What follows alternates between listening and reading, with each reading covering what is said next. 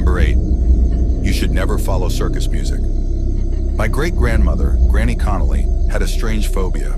She was afraid of circuses, not just clowns. She was terrified of the concept of circuses as a whole. The big tent, the ringmaster, the acrobatics, the music, especially the music. Whether it was on TV or a poster for the circus, or even just mentioning the word, it was enough to send her into hysterics. I don't just mean a panic attack. I mean hysterical sobs, cries of anguish, and it was honestly terrified to witness as a little kid. In our family, you learned pretty quickly not to mention circuses around Granny Connolly. It just became one of those things. Family quirks, you know? Don't mention circuses and don't ask why. Myself, my siblings and cousins all knew that there was a story behind it. However, it was one of those stories which our parents refused to tell any of us. And even more annoyingly, when the older cousins were told it, they refused to tell us too. Finally, one evening, we decided to just ask and risk the consequences. It was a family party for one of my great uncles, and while the adults were in the kitchen fetching drinks and salad, or were outside with the barbecue, we took our chance. Granny Connolly was sitting in her chair in the living room, and since I had lost the draw, I was the one who asked her, "Granny, why are you afraid of circuses?" Immediately her brown eyes filled with tears, but instead of her usual hysterics, she gestured for us to sit down. We all sat on the sofas or on the floor as she told us her story. When she was a child, at the beginning of the 1900s, her family was quite poor. They had a small farm, and she and her siblings lent a hand wherever they could. They lived on the outskirts of a small village and near the coast of Loch Ness, where nothing really happened. It was a quiet life, a peaceful life. Then, one day it happened. The circus arrived at the village. Literally overnight, dozens of tents, including the stripy big top, sprang up. There were trailers, cages of animals, music echoed across the hills, and the village was awash with excitement and questions. Where had this circus come from? Why was it here? Nobody knew. Some of the men from the village went to ask, but returned with the most exciting news.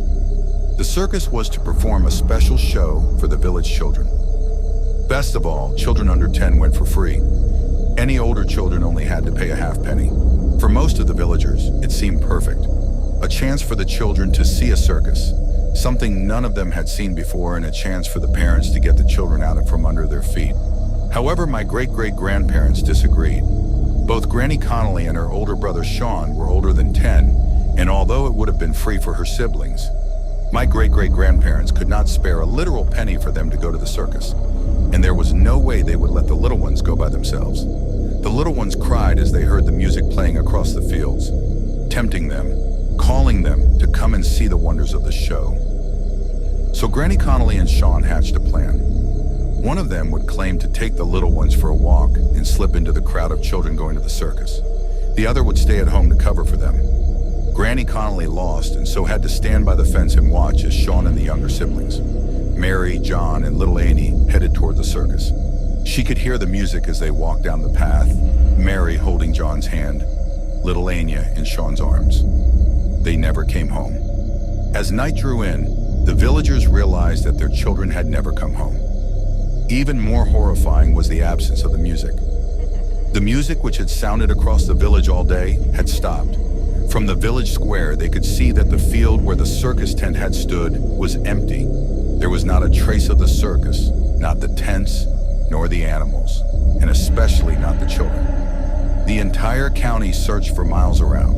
In all 4 corners of Ireland, they searched for weeks, unable to understand or explain how a circus and a village's children vanished into thin air. The circus never appeared in any other town or village, and not one of the children was ever seen again. Ever since that day, Granny Connolly carried the guilt of being the only child left, not just in her family, but her entire village. Ever since that day, she still heard the music. Whenever she saw a circus or a clown, or even heard the words, the music grew louder. It never stopped. After Granny Connolly told us her story, my siblings and cousins were slightly skeptical, but none of us dared to question Granny Connolly, and admittedly, it corroborated the story that our older siblings and cousins confirmed to us. They'd been told the same story. the exact same one. I, however, was slightly more skeptical than my cousins and decided to do some research. To me, it sounded too similar to that story of the Pied Piper taking away the children of Hamelin. However, my research revealed not only news articles from that time about the missing children, and when Dad and I were driving through her village one day, we saw the memorial that was erected in her village square for the souls of the lost children who went to a circus and never returned. I began to believe it, not just because the evidence was overwhelming, but for another reason too. Ever since Granny Connolly told us her story, I've been hearing circus music. Not all the time, just every now and then. I hear it and I'm almost tempted to follow it. Almost, but I don't. Because you should never follow circus music. Number 7, The Walking Dead. I'm a psychiatric nurse, and early in my career, I worked at a residential mental health facility. One of our residents was an elective mute, which means that he couldn't talk, but there were no medical reasons as to why. He had spoken earlier in his life, and in fact seemed quite normal back then, with the exception of being close to 7 feet tall. He'd been raised in the Deep South and joined the military when he was 19, but one night he vanished. He was declared AWOL, and eventually he was declared missing and dead.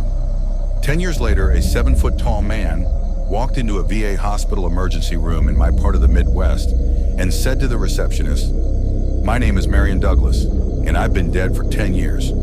Those were the last words he ever spoke. He was covered with dust, and he was wearing the same clothes he'd been reported to be wearing the night he vanished. His social security number had not been used, and he had no identification on his person. However, they were able to identify him, I guess via fingerprints. The family was notified, but they said they had already grieved their lost man and that whomever was claiming to be him simply could not be. They demanded not to be contacted again." Marion paced all day, every day, moving his mouth that looked like talking or muttering, but no sound came out. He had an unnerving habit of throwing his head back with his mouth wide open as if he were laughing heartily, but not even a breath could be heard. If I talked to him, he appeared to listen, periodically throwing his head back in that laughter-mimicking way of his. Various medications were tried, but they did not affect him either positively or negatively. Occupational therapy did nothing because Marion would just grin, and unless told to stay put, he'd get up and start pacing again. On my last day at that job, the last thing I saw was Marion, pacing in the parking lot, throwing his head back to laugh. Later I wondered if all along I'd been dealing with a ghost. All these years later, I still don't know. Number 6, The Graveyard Man. We were driving my friend's really old beat-up Subaru through a massive graveyard. We stopped and walked down a hill and came across a little pond. There was someone sitting on a rock on the other side of the pond. The figure was all black, and we couldn't make out any features other than the fact it looked like a man who was wearing some old-style top hat. We stupidly waved and shouted, "Hi!" He didn't show any acknowledgement and continued sitting still on the rock. All of a sudden, he jumped to his feet, started running to us on the water, and then vanished in thin water about halfway on the pond. My friends and I screamed and ran back to the car. The car wouldn't start, and we heard something banging on the back of the car. It wasn't a constant bang, but every few seconds or so we'd hear it. Nobody was outside from what we could see in the dark, but something was making a noise on the car. I opened my phone and started dialing my mom to come give us a boost, but I had no service. None of us had any cell service. The next 30 minutes were spent trying to get her car started. No banging was heard afterwards, but we felt this heavy pressure around us. Finally, the car started and she hit the pedal to the metal. We sped out of the graveyard so fast. Immediately crossing the gates, all of our phones regained cell service. One thing I know for certain is that someone or something was out there, and it was not an animal or a human. Number 5, an old friend. When I was 37, I went to my high school reunion. I flew into the nearest airport and rented a car. The distance was about 35 miles through a very rural and almost abandoned part of the country. About 3 miles outside of town, I see someone on the side of the road, flagging me down. It turned out that it was one of the guys I had attended school with.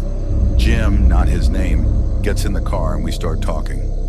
I had not seen him in 20 years, but he still looked the same, maybe a little older. We get to town and I ask him if he wants to come to the VFW and have a drink. He says, no, just take me home. Jim's parents had lived only a few blocks from my grandmother's house, and I turned in that direction, but he said to take him to the outskirts of town. There was a mobile home park out there, and I figured that is where he lived. When we reached the end of the turnoff, he said, just drop me here. It was good to see you again. And he walks off into the night. I go to the VFW, met some of my old classmates, we start to talk. As we are talking about who is coming to the reunion, I mentioned that I had just picked Jim up 3 miles east of town and had dropped him off. Everyone gets quiet. Even the guy singing karaoke stops and lays down the mic. My cousin goes white as a new t-shirt. Barb, Jim died on that curve 8 years ago. Rolled his car. We were all at his funeral, I was told. I started to feel really dizzy, and I went out to the car to take some deep breaths. There on the seat is the local newspaper, printed 8 years previous, containing Jim's obituary. I still have the paper. Number 4, evicted by a ghost. Shortly after college, I got married.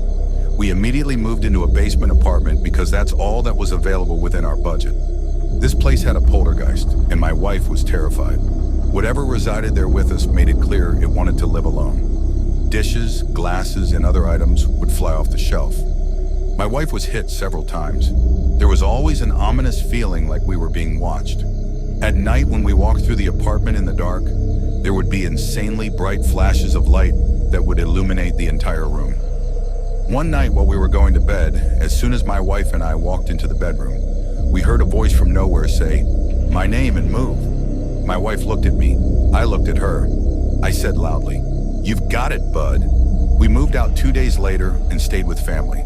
The old lady who owned the place died a few months later, and the house was torn down. It is still an empty lot to this day, nothing but grass and a tree. I still drive by it every now and again. Number 3, the demon's room. I worked as a forensic nurse in a hospital's lockup unit. We had one older lady who swore she was being haunted and abused by a demon she would call Tiberius. So many crazy things happened while she was on the unit. We'd go into the room, do normal care, leave, and seconds later she'd start screaming bloody murder. We'd run into the room to find her looking like she'd been in a fight with a boxing champ. Bloody lip, black eye, markings all over her body. No one ever saw her doing this stuff to herself. Things would get moved around the room by themselves. At one point she was in protective restraints because the doctor thought she was hurting herself. There was no way she could have moved or done anything to herself while in these restraints, but new marks would always appear or her tray/cart would be across the room. The room was secure, so there was no way someone else was doing this. When we asked her questions, she'd just say, "It was Tiberius." Number 2, the death march. My dad used to work as a corrections officer at a rural prison. He drove the perimeter of the property for his entire shift, where he would check empty buildings for runaway inmates. It was generally a boring job. One night, my dad was parked on a hill reading a magazine when he started to feel a thumping in his body. He described it as the feeling you get when speakers are playing a song with really heavy bass. He put the magazine down and checked his rearview mirror where he saw someone outside the truck. He grabbed his pistol and jumped out of the truck with his weapon drawn. Outside the truck, he realized it was a procession of Native Americans walking through the truck and directly through his seat, only to disappear at the exact spot he was sitting. He said it was clear they were ghosts because many of them appeared injured. This went on for a few seconds, and then the whole procession disappeared. He called the other perimeter guy on his walkie to try to explain, and the other guy almost immediately stopped communicating. Turns out the other guy had seen this happen before, but didn't believe in ghosts, so he wouldn't talk about it. Number 1, death appeared. I was standing in my parents' room, talking to my very sick dad at the time. He was dying of stage 4 esophageal cancer. I got the feeling something was behind me. I looked towards the doorway to the living room, and something about 4'6" and fully black is peeking around the corner, with its hands on the doorframe. I ran towards it, and it slipped back around the door. When I got outside the doorway, there was nothing. My dad was completely confused when I stepped back inside the room when I tell him. People who stayed at my house in my dad's final days claimed to have seen it. My mom saw the figure on multiple occasions in multiple places until he passed away. We haven't seen it since.